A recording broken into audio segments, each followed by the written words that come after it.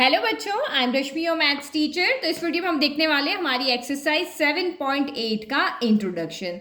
तो यहाँ से अब हम ये वाली एक्सरसाइज और इसके आगे वाली जो चार एक्सरसाइज है 8, 9, 10, 11 चार एक्सरसाइज है, इसके अंदर हम अब पढ़ने वाले हैं डेफिनेट इंटीग्रल के बारे में।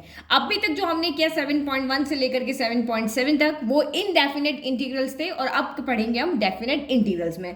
तो अगर आप भूल गए हो तो 7.1 एक्सरसाइज जब मैंने आपको इंट्रोडक्शन बताया था तो मैंने कहा था कि दो टाइप्स के इंटीग्रल्स होते हैं, एक डेफिनेट इंटीग्रल्स होते हैं, एक इनडेफिनेट इंटीग्रल्स होते हैं। तो 7.1 से लेके 7.7 तक जो हमने एक्सरसाइज की है वो हमारी क्या है, इनडेफिनेट इंटीग्रल्स है। तो इसमें और इसमें मेन डिफरेंस क्या था, आप क्वेश्चन कैसे पहचानोगे? तो यहाँ पे आपको सिंपल क्वेश्चन कहता है integration of F x d x करो, लेकिन यहाँ पे आपको क्वेश्चन क्या दिया होगा, ए टू बी, यानी कि आपको यहाँ पे लिमिट दी हुई होगी कि भाई आप इस इंटरवल के अंदर, आपको इंटरवल दिया होगा, उस इंटरवल के अंदर आपको यहाँ पे इंटीग्रेशन करके बताना है। तो ये आपका जो इनडेफिनेट इंटीग्रल्स थे, यहाँ पे आपका जो आंसर होता है वो यूनिक आंसर नहीं होता है, क्योंकि जब आप इसका इंटीग्रेशन करते हो तो जैसे y equal to sine x plus c का हमने किया, जैसे देखो ये एग्जांपल है ना, हमारा यहाँ पे साइन एक्स था, साइन एक्स का जब हमने यहाँ ये इंटीग्रेशन कॉस एक्स किया तो यहाँ पे कांस्टेंट आता है। तो ये सी किसको रिप्रेजेंट कर रहा है, एक नंबर को रिप्रेजेंट कर रहा है, किसी कांस्टेंट को रिप्रेजेंट कर रहा है। तो ये सबके लिए अलग अलग होता है, मेरे लिए ये 5 है, आपके लिए 2 है, तो ये 5 रखो, 2 रखो, कोई भी नंबर रखो, तो ये आंसर क्या हो जाएगा आपका, चेंज हो जाएगा। तो इनडेफिनेट, अगर आपको क्वेश्चन पूछे ऑब्जेक्टिव में कि किसका आंसर यूनिक नहीं होता, तो इनडेफिनेट इंटीग्रल का आंसर यूनिक नहीं होता है। बट यहाँ पे जो आपका आंसर होगा कि यहाँ आपको लिमिट दी होगी, तो यहाँ आपका आंसर क्या होगा, यूनिक होगा, एग्जैक्ट आंसर आएगा जो आपके लिए, मेरे लिए, तेरे लिए, मेरे लिए, सबके लिए, दुनिया में जितने भी लोग हैं सबके लिए आंसर सेम आएगा। बट इनडेफिनेट इंटीग्रल में आंसर सेम नहीं आता है, यहाँ कांस्टेंट जो है वो उस आंसर को बदल देता है। तो ये तो हमारा मेन डिफरेंस यहाँ पे हुआ कि हमने यहाँ पे इनडेफिनेट इंटीग्रल के अंदर हमने क्या देखा था, यहाँ पे कि जो एंटी डेरिवेटिव जिसके हम निकाले, इंटीग्रेशन का मतलब यहाँ पे क्या था, एंटी डेरिवेटिव निकालना, तो जिसका हमें डिफरेंशिएशन पता है उन्हीं का हम यहाँ पे क्या कर सकते हैं, इंटीग्रेशन कर सकते हैं। यही हमारा इनडेफिनेट इंटीग्रल बताया था भाई, साइन एक्स का डेरिवेटिव हमारे पास कॉस एक्स है, तो इसका इंटीग्रेशन हमारे पास ये होगा। तो ऐसे ही करके हमने यहाँ पे पढ़ा था कि इंटीग्रेशन क्या है, रिवर्स ऑफ डिफरेंशिएशन करके हमने यहाँ पर पढ़ा था। तो अब हम जैसे हमने डीप में इसके अंदर यहाँ पे देखा था इनडेफिनेट इंटीग्रल को, अब यहाँ पे हम देखेंगे हमारा डेफिनेट इंटीग्रल क्या होता है, किन किन मैथड से हम इन क्वेश्चंस को सॉल्व करेंगे। क्योंकि जब हमने इनडेफिनेट इंटीग्रल देखा, उसको सॉल्व करने के हमने बहुत सारे मेथड्स देखे, इंटीग्रेशन बाय पार्ट देखा, इंटीग्रेशन बाय सब्स्टिट्यूशन देखा, बाय पार्शियल फ्रैक्शन देखा। तो इस डेफिनेट इंटीग्रल को सॉल्व करने के लिए भी हमारे पास बहुत सारे मेथड्स होंगे। तो अभी ये जो आपका जो यहाँ इस एक्सरसाइज के अंदर जो मेथड पढ़ने वाले हैं सम वाला, वो कैसे बना है वो यहाँ पे देखते हैं पहले। तो हमने यहाँ पे क्या देखा कि डेफिनेट इंटीग्रल को हम इस फॉर्म में रिप्रेजेंट करते हैं, जहाँ पे एक अपर लिमिट होती है, एक लोअर लिमिट होती है। जो नीचे होगा उसको हम लोअर लिमिट कहेंगे और जो ऊपर होगा उसको हम अपर लिमिट कहेंगे। अब चाहे मैंने ए ऊपर लिख दिया तो ए अपर लिमिट हो जाएगी, बी नीचे लिखा तो बी लोअर लिमिट हो जाएगी। आप ये ध्यान रखो, जो ऊपर है वो अपर लिमिट है, जो नीचे है वो आपकी लोअर लिमिट है। तो डेफिनेट इंटीग्रल एक्चुअल में यहाँ पे होता क्या है, तो इसको निकालने के लिए हमने यहाँ पे जैसे इक्वेशन लिए, जैसे y equal to f x हमने एक इक्वेशन ली है, तो इसका हम यहाँ पे कर्व बना के देखते हैं, जो कि क्या होगा, इस इंटरवल के अंदर होगा। जो आपकी यहाँ पे दी हुई है ना ये a टू b, आपको इस इंटरवल के अंदर आपको कोई ना कोई इंटरवल यहाँ दिया होगा, 1,5 होगा, 3,5 होगा, भाई इस इंटरवल में आप इसको इंटीग्रेट करके बताओ। तो यहाँ हम इसका कोई ग्राफ बनाते हैं, तो रैंडम मैंने यहाँ पे कोई भी एक इस तरह से ग्राफ बना दिया। तो ये आपका x इक्वल टू a से लेकर के इसी इंटरवल के बीच का आपका ये यहाँ पे क्या है, ग्राफ है। हमारी इक्वेशन क्या है, y equal to f x है और यहाँ पे x इक्वल टू a है, ये x इक्वल टू आपका b है। तो ये जो हमारा यहाँ पे ग्राफ हमने बनाया है इस इंटरवल के अंदर, तो अगर आप इसको सॉल्व करोगे, इस इंटरवल के अंदर इस फंक्शन को सॉल्व करोगे, तो हमें एक्चुअल में क्या मिलेगा, तो एक्चुअल में हमें मिलेगा area enclosed by the curve. इस कर्व के अंडर में कितना एरिया आ रहा है, एग्जैक्ट वो एरिया जो हम यहाँ पे कैलकुलेट करेंगे, वही हमारा यहाँ पे फर्स्ट मेथड है कि definite integral as the limit of sum. ये मेथड हम यहाँ पे देखेंगे।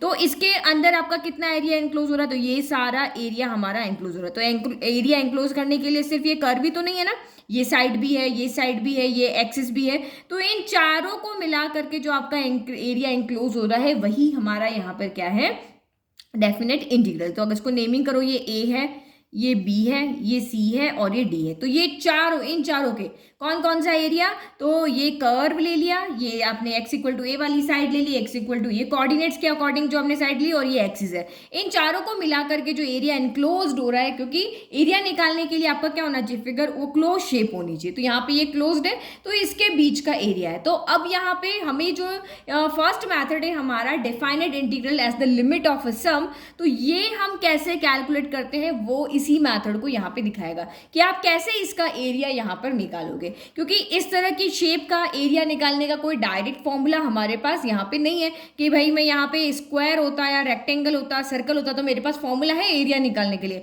बट इस तरह की शेप की कोई भी मुझे इक्वेशन या फंक्शन यहाँ पे दिया हुआ है, उसका ग्राफ बना है, वो कर्व की फॉर्म में आ रहा है और इस तरह से उसका एरिया इनक्लोज हो रहा है और उसका सीधा एरिया मुझे निकालना हो, तो ये मेरे पास यहाँ पर नहीं है। ठीक है, तो मैंने यहाँ पे लिख दिया integration of a to b f x d x का मतलब क्या होगा, जो भी फंक्शन आपको यहाँ पे दिया हुआ है अगर आप उस इंटरवल के अंदर उसका इंटीग्रल निकालना, दैट मीन्स कि ये एरिया हमें यहाँ पे कैलकुलेट करना है। और आपको पता है कि आप कोई भी आपको फिगर दे दे, अगर आप उसका एरिया मैं निकालूँ, आप निकालो, कोई और निकाले, तीसरा निकाले, चौथा निकाले, एरिया हमेशा क्या होता है, यूनिक आता है।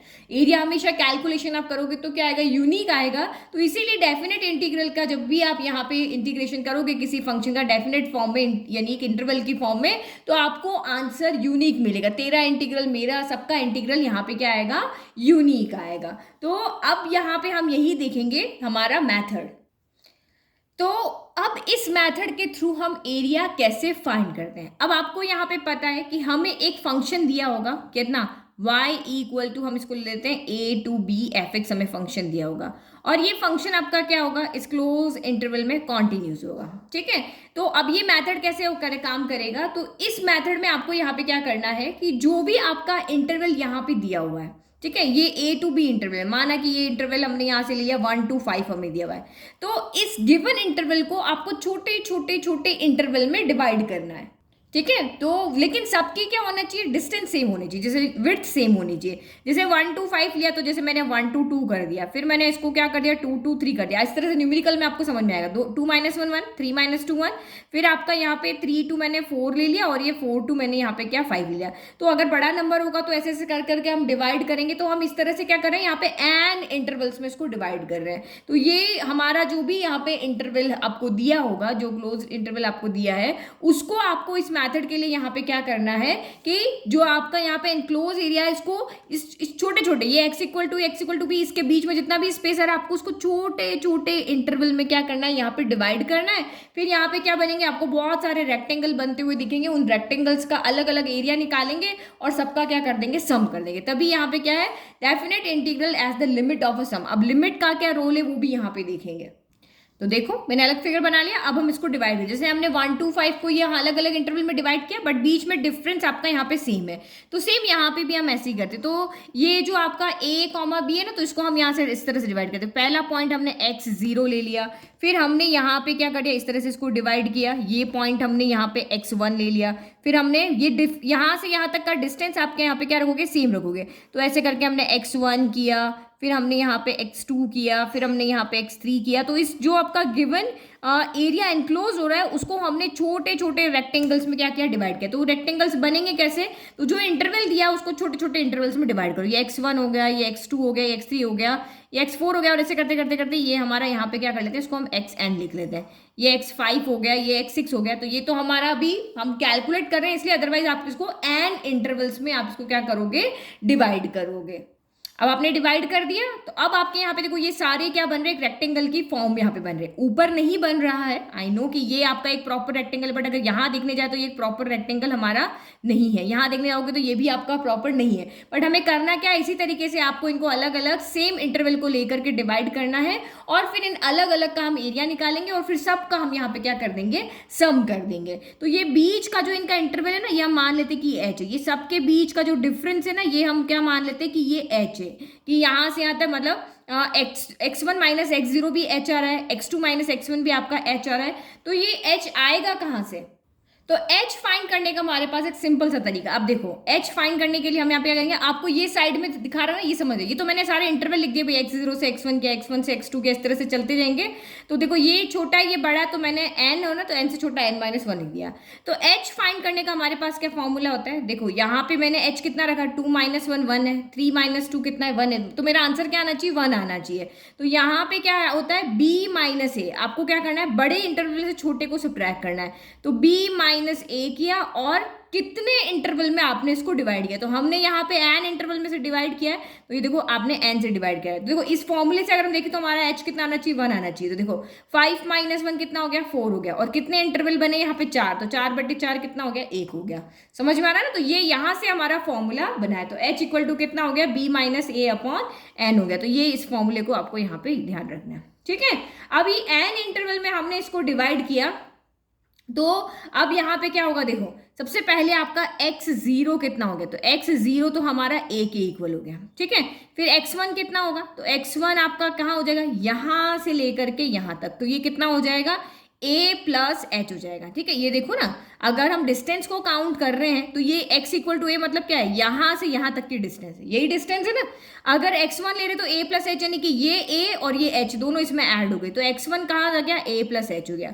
अभी x2, तो यहाँ ओरिजिन से हमें डिस्टेंस कहाँ से काउंट कर रहे हैं, ओरिजिन से, तो यानी कि ये a ये h ये h, तो ये आपका x2 कितना हो गया, तो ये आपका a + 2h हो गया। तो अगर यहाँ पे देखो तो ये क्या है a + 0h है, तो एक एक h कम हो जा रहा है। जब 0 है तो यहाँ 0 है, जब यहाँ 1 है तो यहाँ 1 है, जब यहाँ 2 है तो यहाँ पे आपका क्या है 2 है।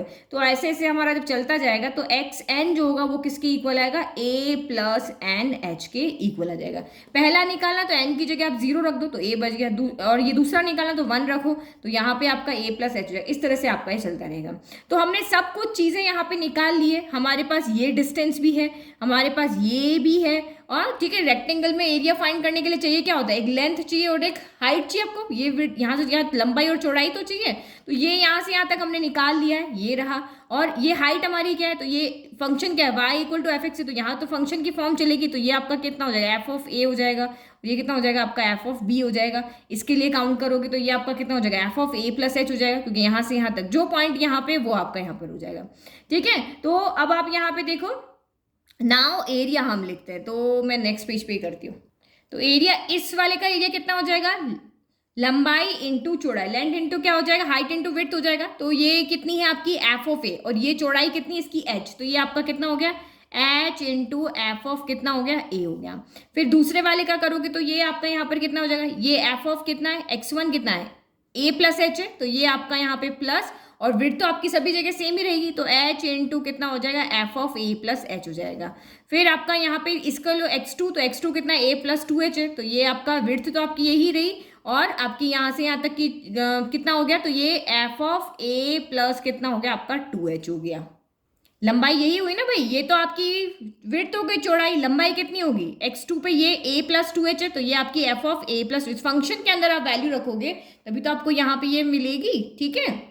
तो ऐसे कर करके हम लिखते रहे, और हमारा लास्ट कितना हो जाएगा, तो h से h हो गया, f ये कितना हो जाएगा a + कितना हो जाएगा, एक कम हो रहा है, तो ये आपका कितना हो जाएगा a+, क्योंकि देखो यहाँ 0 है, h 0 है, यहाँ पर आपका कितना है, यहाँ पे h 1 है, सेकंड स्टेप के लिए यहाँ पे 1 है, थर्ड स्टेप के लिए यहाँ पे 2 है, तो लास्ट स्टेप के लिए कितना हो जाएगा, कम हो जाएगा, तो a + n - 1 × h यहाँ पर हो जाएगा, ठीक है। तो ये काम हमारा ही हो गया।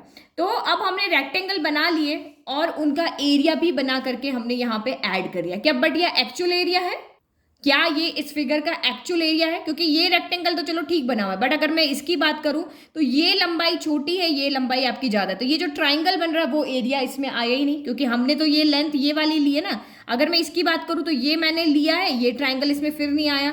यहाँ देखो तो ये मैंने लिया है, तो ये ट्राइंगल इसमें फिर नहीं आया। तो ये इसका मतलब ये जो कर्व के एनक्लोज जो एरिया हुआ है एक्चुअल में वो एरिया हमारा यहाँ पे नहीं है। तो उसको एक्चुअल एरिया बनाने के लिए हम यहाँ पे क्या करेंगे, तो मैं यहाँ पे क्या करूंगी, मैं h इज टेंडिंग टू क्या कर दूंगी, 0 कर दूंगी। मैं h इज टेंडिंग टू 0 मतलब यहाँ पे क्या हुआ कि जैसे देखो ये मेरा यहाँ पर एनक्लोज एरिया है, तो मैं ये जो आपका h जो बीच का डिस्टेंस है उसको इतना कम लूंगी कि एक्चुअल में ये लाइन और ये लाइन मेरी दोनों आपस में क्या हो जाए, इक्वल हो जाए और ये एग्जैक्ट रेक्टेंगल यहाँ पे बन जाए। फिर मैं यहाँ पे क्या करूँगी, इतना पास लूंगी कि ये एक्चुअल में एक रेक्टेंगल ही बने। फिर इसमें h इतना पास कि अप्रोक्स 0 के बराबर ही हो, ऐसा कुछ लूंगी कि ये मेरा ये लाइन और ये लाइन, क्योंकि रेक्टेंगल में क्या होता है, आमने सामने की लाइंस क्या होती है, बराबर होती, तभी एरिया आएगा। तो हमें यहाँ पे इसी तरीके से इस फिगर को क्या कर रही हूँ, डिवाइड करूँ कि ये दोनों लाइन आपस में क्या हो जाए, यहाँ पर पैरेलल हो जाए, एकदम सेम टू सेम हो जाए, तो मेरा एरिया जो आए वो यहाँ पे गलत नहीं आए। तो ये लिमिट का काम यहाँ पे यही है, integral as the limit of 0। तो ये हम यहाँ पे क्या कर रहे हैं, अब इसमें लिमिट लगा रहे हैं। तो आप यहाँ पे देखो इन सब में से हम h कॉमन ले सकते हैं, तो मैं यहाँ पे क्या करती हूँ, h कॉमन ले लेती हूँ। तो और यहाँ पे limit h is tending to 0 कर दिया, h कॉमन ले लिया, अंदर क्या बचा यहाँ पे f ऑफ a। हम फॉर्मूला बना रहे हैं एक्चुअल में कि हम कैसे इस मेथड के थ्रू यहाँ पर इंटीग्रल फाइंड करेंगे, f of 2 plus h so on f of a plus h n minus 1, और ये आपका यहाँ पर h हो गया। ठीक है, ये हमारा यहाँ पर हो गया। अब आप यहाँ पे चाहो कि अब हम यहाँ पे क्या करते हैं, h नहीं रखते हैं, हमारे पास h की वैल्यू है तो हम उसकी वैल्यू को यहाँ पे पुट कर दें। h क्या है हमारे पास, b माइनस ए अपॉन एन, क्योंकि h हमें यहाँ पे गिवन है, h तो वैसे भी टेंडिंग टू 0 है। तो हमारा जो क्वेश्चन है अब उसमें हम इंटरवल लगा लेते हैं। हमारा क्वेश्चन क्या है यहाँ पे, a to b f x d x है ना, यही हमारा एरिया, यही एरिया फाइंड करने के लिए था ना। तो h की जगह रखा तो b माइनस है, तो b माइनस ए तो आपका यहाँ पर क्या होगा, कांस्टेंट होगा, और n यहाँ पे क्या होगा, इसके नीचे डिवाइड में क्या है आपका n है, n तो नंबर ऑफ इंटरवल्स है, क्योंकि हमें यहाँ पे पता नहीं है, बट हम कह रहे हैं कि हाँ भाई यहाँ पे हमने n इंटरवल्स बनाए, तो हम इसको लिख लेते हैं आगे, limit h is tending to 0। अब आप यहाँ पे देखो एक और चीज यहाँ पे समझना है ना, तो मैंने जब h ही यहाँ से हटा दिया, यहाँ से मैंने क्या कर दिया, इसमें से h की वैल्यू रख दी, तो h ही यहाँ से हट गया, तो अब लिमिट में रख के क्या मतलब है, तो इसको मैं यहाँ पे क्या कर रही हूँ, n is tending to infinity कर रही हूँ। अब ये कहाँ से आया वो अभी हम देखेंगे है ना, और ये 1 अपॉन एन जो b माइनस ए अपॉन एन था वो यहाँ गया, क्योंकि लिमिट इसके लग रही तो ये लिमिट के अकॉर्डिंग चेंज होगा। अगर ये कांस्टेंट होता, लिमिट का इस पर कोई इफेक्ट नहीं होता, तो हम इसको बाहर रख लेते हैं। और ये क्यों आया वो भी अभी हम देखते हैं, पहले मैं इसको लिख लेती हूँ, f of a plus f of a plus h plus f of a plus 2h, और ये हमारा इस तरह से चलता रहा, f of a plus n minus 1, और ये h हो गया। ठीक है, ये हमारा यहाँ पे हो गया। अब आपको यहाँ पे ये समझना है ना कि ये n कैसे आया, तो आप यहाँ पे देखो, ये हाँ देखो h इक्वल टू हमारा क्या था, b माइनस ए अपॉन एन था। अब हमने कहा कि यहाँ पे h इज टेंडिंग टू 0, अगर h मेरा 0 की तरफ जा रहा है, ये वैल्यू कांस्टेंट है, तो n कहाँ जाएगा, तो क्या मैं देखो इसको ऐसे लिख सकती हूँ, n को इधर ले जाती हूँ, h को मैं इधर ले आती हूँ। ठीक है, h को इधर ले आती हूँ, तो जब h 0 की तरफ जा रहा है तो एक्चुअल में ये क्या हो गया, समथिंग अपॉन 0। समथिंग अपॉन 0 क्या होता है, इन्फिनिटी होता है। किसी भी नंबर को अगर आप 0 से डिवाइड करोगे तो अनडिफाइंड टर्म हो जाती है। तो इसका कहने का मतलब क्या है कि जब h 0 को टेंड कर रहा है तो दिस इम्प्लाइज n किसको टेंड कर रहा है, इन्फिनिटी को। तो हमारी यहाँ पे लिमिट जो h इज टेंडिंग टू 0 थी वो क्या बन गई, n is tending to infinity हो गई, क्योंकि यहाँ आपको अब ये फॉर्मूला हमारा n में चला गया, ये 1 अपॉन n आ गया, यहाँ पे ये आ गया, ये फंक्शन है, फंक्शन के अंदर हम यहाँ पे चेंज कर देंगे और यहाँ पे ये सॉल्व हो जाएगा। तो ये जो हमारा अब जो फॉर्मूला बना है कौन सा, ये वाला, यही हमारा क्या है, ये जो हमने टॉपिक लिया है ये इंपॉर्टेंट टॉपिक है, इसके रिलेटेड एग्जाम में क्वेश्चन आते हैं कि define integral as the limit of a sum. तो देखो यहाँ हम सब सारे इंटरवल्स का जो हमने बनाए थे छोटे छोटे, इनका सबका सम कर रहे हैं और लिमिट भी हमने यहाँ पे लगा रखी। तो this is the defined integral as the limit of sum. इससे भी इजी मैथड है जो हम आगे वाले एक्सरसाइज के अंदर पढ़ेंगे, लेकिन अगर आपको कहे कि नहीं इस मैथड से आप यहाँ पे इंटीग्रल करके दिखाओ, तो यहाँ पे आपको इसी मैथड से इंटीग्रल करना पड़ेगा। ए बी यहाँ पे कॉन्स्टेंट होंगे जो कि वैल्यू आपको यहाँ पे गिवन होगी। तो लिख दिया हमने, this is defined integral as the limit of sum. तो यही फॉर्मूला हम लगाएंगे। आपको फंक्शन दिया होगा, आपको इंटरवल दिया होगा, ए बी की वैल्यू पुट करनी है आपको फंक्शन के अंदर यहाँ पे अलग अलग रख करके। जैसे आपका फंक्शन यहाँ पे एक्स स्क्वायर हुआ तो हम यहाँ पे रखेंगे, एफ ऑफ ए निकालेंगे, F of a plus H निकालेंगे, उसको सॉल्व करेंगे, यहाँ पुट करेंगे और फिर उनका सम कर देंगे। बस यही काम यहाँ करेंगे। अभी एग्जाम्पल देखेंगे उसको समझ में आएगा। अच्छा, एक टॉपिक और हमारा है क्या, डमी वेरिएबल।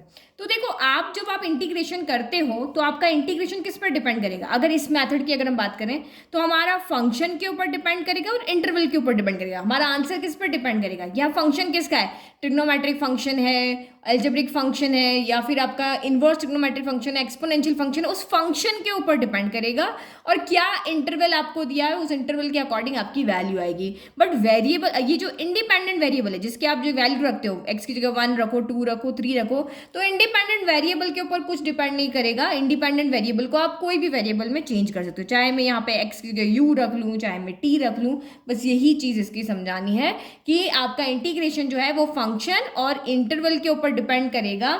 इंडिपेंडेंट वेरिएबल के ऊपर आपके फंक्शन का आंसर, इंटीग्रेशन आपका डिपेंड नहीं करेगा, तो उसकी जगह आप कोई और वेरिएबल भी ले लोगे तभी उससे कोई फर्क नहीं पड़ेगा। आप चाहे टी रखो, चाहे यू रखो, एक्स की जगह पे आप कुछ भी रख सकते हो। तो इसीलिए जो अगर आपने एक्स डी एक्स में दिया हो तो यू डी यू में चेंज करते हो, यू यहाँ पे क्या कहलाएगा, डमी वेरिएबल कहलाएगा। डू यू ले लिया, टी ले लिया, वो सारे आपके यहाँ पे क्या कहलाएंगे, डमी वेरिएबल। जैसे आजकल 11-12 क्लास नहीं होती, डमी क्लासेस होती है, डमी स्कूल चलाते हैं, सेम वैसे ही आपके डमी वेरिएबल है। भाई जो मेन वेरिएबल है वो न लेकर के हमने कोई और वेरिएबल यहाँ पे लिया है। अब हम यहाँ पे सॉल्व करते हैं कि एग्जाम्पल। ओके तो ये हमारा एग्जाम्पल नंबर 25 है कि find integration of x square plus 1 d x, जहाँ इंटरवल क्या है 0 से 2 है, close interval, as the limit of a sum. तो कैसे पहचानोगे कि ये डेफिनेट इंटीग्रल है या इनडेफिनेट? तो आपको यहाँ लिमिट दी हुई है, दैट मीन्स ये डेफिनेट है। लिमिट नहीं दी हुई थी इंटीग्रेशन के साथ, अभी तक तो हमारा कुछ नहीं आ रहा था ना, तो वो इनडेफिनेट था, आपको 4 है, दैट मीन्स ये डेफिनेट इंटीग्रल है। तो ये हम जो आगे अभी 7.8 में जो आगे मैथड पढ़ेंगे, 7.9 में, अभी हम 7.8 कर रहे हैं, तो वो मेथड बहुत इजी है इसको सॉल्व करने के लिए। बट आपको कह देना कि ये पंगा यहाँ पे डाल देंगे, लिमिट ऑफ अ सम से सॉल्व करो, तो हमें इसी मेथड से यहाँ पे सॉल्व करना पड़ेगा। तो बाय डेफिनेशन से अभी जो हमने फॉर्मूला निकाला वो रख ले। तो ये हमने यहाँ पे पूरा का पूरा लिमिट ऑफ अ सम का जो हमारे पास फॉर्मूला है वो हमने यहाँ पे लिख दिया। अब क्वेश्चन से देखो तो a कितना है 0, b कितना है 2, f ऑफ x कितना है एक्स स्क्वायर प्लस आपका 1 है। अब इसमें हमें वैल्यू निकालनी है, तो b माइनस ए, तो b माइनस ए तो आपका 2 माइनस 0 कितना हो जाएगा, यहाँ पर 2 हो जाएगा। एन हमारे अभी हमें पता नहीं है। अब हम निकालते हैं एफ ऑफ ए, तो ये आपका कितना है एफ ऑफ ए, यानी एफ ऑफ ए यानी कि ए की जगह 0 रखो, तो ये कितना हो गया एफ ऑफ 0। तो फंक्शन कौन है, यहाँ पे 0 रखो, तो ये आपका 0 रखा, तो ये कितना आ गया 1 आ गया। फिर हमें F of a plus H भी चाहिए, तो f of a plus H हो गया। तो ए प्लस एच यानी ए की जगह वैल्यू कितनी आपकी 0 है ना, तो यहाँ पे रखो एफ ऑफ 0 प्लस एच रखो। तो इसमें अब आपका ये फंक्शन क्या है, ये वाला देखो, यहाँ से वैल्यू उठानी है, फिर आपको यहाँ फंक्शन आपने बना लिया, अब इसमें वैल्यू रखो, तो ये कितना हो गया एफ ऑफ 0 प्लस एच, तो यहाँ 0 प्लस एच रखा, यहाँ क्या हो गया 0 प्लस एच का होल स्क्वायर, तो 0 प्लस एच का होल स्क्वायर आपका यहाँ पर कितना हो जाएगा एच स्क्वायर हो जाएगा। तो ये आपका यहाँ पर कितना हो जाएगा एच स्क्वायर प्लस कितना हो जाएगा 1 हो जाएगा। और h की वैल्यू हमें कहाँ से मिल रही है, यहाँ से, तो h की वैल्यू आपकी कितनी है b माइनस ए, यानी कि b कितना है आपका 2 माइनस 0 अपॉन क्या हो गया n, यानी कि कितने हो गए 2 अपॉन n हो गए। तो ये h की वैल्यू आप यहाँ पे रख दो, तो ये कितना हो जाएगा 2 अपॉन n का होल स्क्वायर प्लस 1 हो गया। तो यानी कि ये आपका कितना आया 4 अपॉन n स्क्वायर प्लस 1 है। तो यहाँ पे तो कुछ था नहीं, h कुछ आ नहीं रहा, तो हमने सीधा छोड़ दिया, ये आपका यहाँ पर हो गया। एक और निकाल लेते हैं, एफ ऑफ कितना आएगा a प्लस 2h आएगा, तो एफ ऑफ a प्लस कितना हो गया 2h हो गया। तो a तो हमारा 0 है, तो एफ ऑफ कितना हो गया, ये h ही था ना, तो यहाँ पे हम क्या 0 प्लस 2h यानी कि ये आपका 2h हो गया। तो इसमें रखो आप 2h, तो ये आपका कितना हो जाएगा 2h का होल स्क्वायर, तो ये हो गया 2h का होल स्क्वायर प्लस कितना हो गया यहाँ पर 1 हो गया। तो h की जगह वैल्यू रखो अब यहाँ पर, तो ये आपका इस 2 को हम यहाँ पे 2 स्क्वायर रहने दें, ठीक है। और यहाँ पे अब h की जगह आपने कितना रखा 2 अपॉन n रखा, तो ये आपका कितना हो जाएगा 2 इंटू 2 अपॉन n का होल स्क्वायर प्लस 1, यानी कि ये आपका कितना हो गया 4 अपॉन n का होल स्क्वायर, यानी 4 स्क्वायर n स्क्वायर कितना हो गया प्लस 1 हो गया। और लास्ट में हम यहाँ पे इसके अकॉर्डिंग लिख लेंगे। तो ये आपका फंक्शन इसी के इक्वल चल रहा है, तो हम यहाँ इक्वल b माइनस है, तो b माइनस है यानी कि 2 माइनस 0 2 हो गया। फिर ये आपका हो गया limit n is tending to क्या हो गया इन्फिनिटी, फिर आपका ये 1 upon n as it is है। एफ ऑफ ए की वैल्यू रखो, कितनी आ रही है 1 आ रही है। फिर F of a plus H की वैल्यू रखो, तो ये आपकी कितनी आ रही है यहाँ पे 2 square upon n square plus 1 आ रही है। ऐसे ही हमें क्वेश्चन को सॉल्व करना है। फिर F of a plus 2h की वैल्यू कितनी आ रही है, तो ये आपकी यहाँ पर आ रही है 4 square upon n square plus 1 आ रही है। ऐसे ऐसे ऐसे आप चलते जाओगे, तो जब ये वाली वैल्यू रखोगे तो यहाँ पे कितना हो जाएगा, बिल्कुल आइडिया अपने दिमाग से करो। देखो यहाँ 1 आ रहा है, यहाँ पे 2 आ रहा है, यहाँ पे क्या आ रहा है 4 आ रहा है, 3 नहीं आ रहा है यहाँ पर, तो देखो डायरेक्ट तो आपको समझ में नहीं आएगा, तो ये जैसे हमने ये F of a plus H F of a plus 2h solve किया ना, वैसे सेम इसको भी हमने सॉल्व किया। तो f of a plus n minus one into h, तो ए की जगह मन ने क्या रख दिया, 0 रख दिया, तो ये बच गया, ये तो 0 में चला गया। फिर n minus one into h, फिर हमने यहाँ पे क्या कर दिया, एच की वैल्यू रख दी जो कितनी है 2/n है। फिर हमारा ये फंक्शन रेडी हो गया। अब ये वैल्यू उठा करके पूरी हमने यहाँ रख दो, x square plus one, x की जगह ये पूरा रख दिया, स्क्वायर प्लस वन हो गया। फिर 2 को हमने अंदर भेज दिया और स्क्वायर भी सेपरेट कर दिया, 2n माइनस 2 का whole square n square plus आपका यहाँ पे क्या हो गया 1 हो गया। तो यानी कि यहाँ पे अब हम क्या लिखेंगे, यही लिखेंगे कितना कि 2n माइनस 2 का whole square upon n square plus आपका यहाँ पे क्या हो गया 1 हो गया। अब इसको बस हमें क्या करना है, सॉल्व करना है। तो हमें देखो 1 प्लस, ये सारे कुछ प्लस में ही तो है, ये ब्रैकेट भले लगा रखे बट प्लस में, तो 1 1 1 1 1 सभी जगह 1 1 1 रहा है। कितनी बार आ रहा है, n तो n टाइम्स आ रहा है। तो यहाँ पे हम क्या लिखेंगे, 2 limit n is tending to infinity 1/n। इसको हम ब्रेक कर रहे हैं, ये वेरिएबल एक अलग रख रहे हैं, तो ये 1 प्लस 1 प्लस 1 प्लस 1 प्लस ये कितनी टाइम आ रहा है, n टाइम आ रहा है। ठीक है, ये हमारा ब्रैकेट बन गया। अब इसमें से क्या करते हैं, हम वेरिएबल को कॉमन लेते हैं, 1/n स्क्वायर यहाँ भी है, यहाँ भी है, 1/n स्क्वायर आपका यहाँ भी है ना। तो ये 1/n स्क्वायर हमने यहाँ से कॉमन ले लिया। तो अंदर क्या बचा है, यहाँ से आपका 2 स्क्वायर बचा, यहाँ से आपका 4 स्क्वायर बचा, ऐसे ऐसे चलता रहा और ये 2n माइनस 2 का क्या बन गया, होल स्क्वायर बन गया। ठीक है, बस अब कुछ नहीं करना, सॉल्व करते रहना, जितना आप सॉल्व करते रहो उतना ठीक है। एन इज 10 लिखने के बाद बस सॉल्व करना। तो ये 1/n हो गया। अब 1 1 1 1 1 n टाइम है, तो कितना हो गया, n टाइम 1 को ऐड करोगे तो n, भाई n 5 टाइम है, तो n की जगह 5 रखो तो क्या हो जाएगा, 1 प्लस 1 प्लस 1 प्लस 1 प्लस 1 5 हो गया। n को 2 रखोगे तो 1 प्लस 1 2, तो n की जगह 2। तो यही है ना, सेम नंबर बार बार यहाँ पे ऐड हो रहा है, 1 ही ऐड हो रहा, तो n हो गया 2 2 2 2 2 होता तो 2n होता, 3 3 3 होता तो 3n हो जाता, इस तरह से। ठीक है, फिर ये 1/n स्क्वायर यहाँ पर हो गया। अब इसमें से आप देखो क्या कॉमन निकाल सकते हो, तो देखो मैं बताती हूँ आपको, यहाँ पे ये 2 स्क्वायर है, यहाँ पर हम क्या कर सकते हैं, यहाँ पे 2 इंटू 2 स्क्वायर कर लें, एक सेकेंड रुको, यहाँ पे हम ऐसे लिख सकते हैं ना, 2 स्क्वायर इंटू 2 स्क्वायर ऐसे लिख सकते हैं। और यहाँ पे भी हम इसमें से 2 कॉमन निकाले तो 2 स्क्वायर बाहर आ गया, तो ये कितना हो गया, n माइनस 1 का होल स्क्वायर हो गया। तो यहाँ भी है, यहाँ भी है, यहाँ भी है, तो इससे हम यहाँ से कॉमन ले लेते हैं। हम सिर्फ सॉल्व कर रहे हैं और कुछ नहीं कर रहे हैं। तो ये 1/n हो गया, ये n हो गया, ये प्लस 1/n स्क्वायर हो गया, और इंटू हमने 2 स्क्वायर बाहर ले लिया। यहाँ से क्या बचा, यहाँ से तो 1 बचा, यहाँ से 1 का स्क्वायर मान लेते हैं, यहाँ से 2 का स्क्वायर बचा। अब इससे कोई आगे होता तो वहाँ पे 3 स्क्वायर बचता, ऐसे चलते चलते ये n माइनस 1 का होल स्क्वायर यहाँ पे हो गया। तो कुछ फॉर्मूलाज जो हमने पढ़े थे वो आपको यहाँ पे याद होने चाहिए। वो फॉर्मूलाज हमारे यहाँ पे क्या थे कि समेशन ऑफ n, यानी कि समेशन ऑफ नेचुरल नंबर, मतलब 1 2 3 4, इनके लिए अगर हमें फॉर्मूला चाहिए तो क्या था, n प्लस 1/2 था।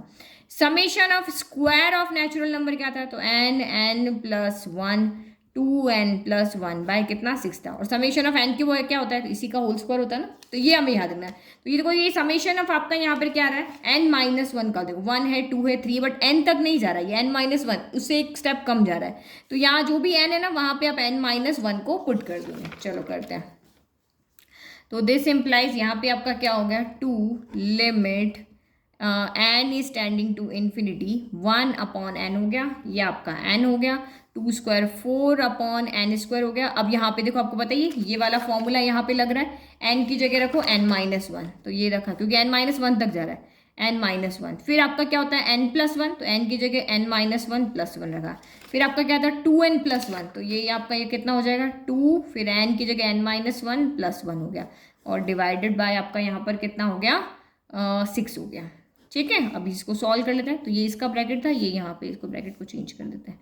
तो 2 limit n is tending to infinity 1/n, तो देन ये आपका n प्लस 4/n स्क्वायर हो गया, ये n माइनस 1 ही है, ये माइनस 1 से प्लस 1 कैंसिल हो गया तो n हो गया। ये 2n माइनस 2 है, माइनस 2 में से प्लस 1 गया, तो ये भी आपका यहाँ पर क्या हो गया 2n माइनस का 1 हो गया, डिवाइडेड बाय आपका यहाँ पर क्या हो गया 6 हो गया। चलो अभी ये ब्रैकेट है ना, अब क्या कर सकते हैं हम यहाँ पर, इससे क्या है 2 2 ज़ा 4 2 3 ज़ा आपका 6 हो गया।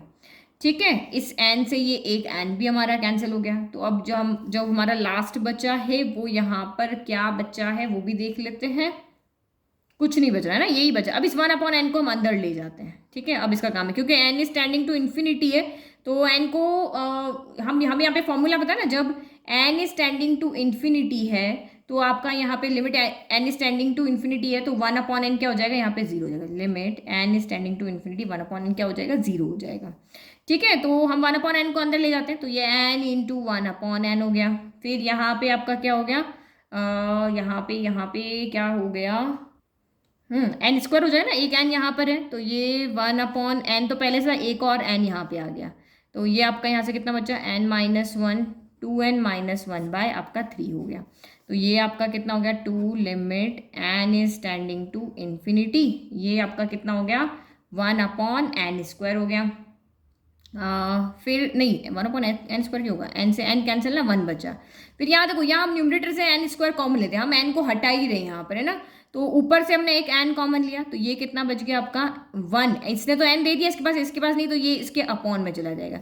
फिर यहाँ से भी आप लोगे तो ये n इसके भी क्या चला जाएगा, अपॉन में, तो ये n इंटू एन हमने यहाँ एक इस ब्रैकेट में से लिया, एक इस ब्रैकेट में से, नीचे भी क्या है n इंटू 3 है, तो ये इससे यहाँ पे क्या हो गया, कैंसिल हो गया। तो देखो 1/n 1/, लिमिट जब अंदर आएगी तो इन दोनों को क्या बना देगी, 0 बना देगी। तो अब लिमिट को हम सीधा से हटा दें, तो ये आपका 2 बच गया, यहाँ से लिमिट अंदर आ रही है तो इस पर तो कांस्टेंट लगेगी नहीं, अब यहाँ आके लगेगी तो ये 0 बना देगा, 0, तो 2 1 जा 2 हो गया, 2 बाय आपका यहाँ पर कितना हो गया, 3 हो गया। और कुछ बचा है यहाँ पे, अच्छा ये 2 बचा ना, तो ये 2 हमने लिखा, एक 2 हमारा अभी बाहर ही है, ओके, एक 2 हमने छोड़ दिया ना, ये वाला 2 यहाँ से छोड़ दिया, ये 2 भी तो था साथ में। ठीक है, तो ये आपका यहाँ पे कितना हो गया, 4/3 हो गया, इंटू 2 लिख लेते हैं, तो यानी कि ये आपका कितना बचा, 2 1 + 4/3 बचा। तो ये आपका कितना हो गया, 2 इंटू 3 यहाँ चला गया, तो 4 + 3 7/3 हो गया, यानी कि कितना हो गया, 14/3 इसका हमारा आंसर हो गया। एक बार आंसर चेक कर लेते हैं। यस, यही हमारा यहाँ पे क्या आ रहा है, आंसर आ रहा है, ये देखो ये रहा 14/3, यही मैथड है, बुक में भी एज इट इज आपका सेम मैथड है, बस मैंने एक्सप्लेन कर दिया। अब एक्सरसाइज के क्वेश्चन आप ट्राई करना, बट ऐसे ही आपको करना है, इक्वेशन बनानी है, सॉल्व करते रहो कि n is tending to infinity, तो मतलब आपको रखना है कि फाइनल में हमें जाकर के 1/n बना दें। जब हम n की वैल्यू लिमिट को जब पुट करेंगे तो यहाँ 1/n होना चाहिए, ताकि वो वैल्यू कितनी हो जाए आपकी यहाँ पर 0 हो जाए। तो इस तरह से हम बाकी के, क्योंकि एक्सरसाइज बहुत छोटी है, 6-7 क्वेश्चन है, वो आप इजीली यहाँ पर सॉल्व कर लोगे, यही प्रोसीजर आपका यहाँ पे रहेगा। तो आई होप आपको इंट्रोडक्शन समझ में आया। नेक्स्ट वीडियो में हम देखेंगे हमारी 2.9 एक्सरसाइज का इंट्रोडक्शन। Thank you.